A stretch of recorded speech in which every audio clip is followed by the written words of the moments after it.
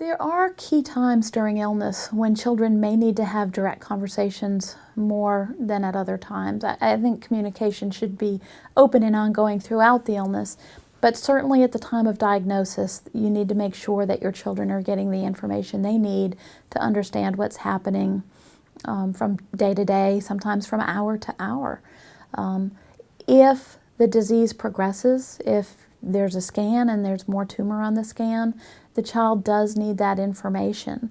That can be a frightening and stressful time for all family members, but if children can understand that an early progression may just mean it's time to start a new medicine, that the one we were using before wasn't working and now the doctor has another one that we're going to switch to. It can be very comforting to kids rather than trying to make sense of the stress and anxiety they sense around them.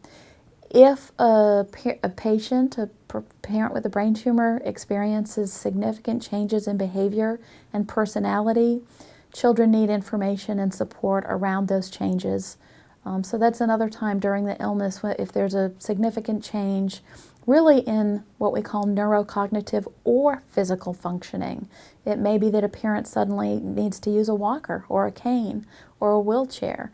Anytime there's a significant change, the child needs information about what caused the change and what you're doing to support the parent with the tumor around that change, and what you're doing to support your child in that instance. And then, of course, should a tumor progress and the decision be made that there are no more treatments, children need to understand that there certainly is still care that is provided for a parent. And whether it's hospice care or home health care or care provided by family members, that their mother or father will always be cared for.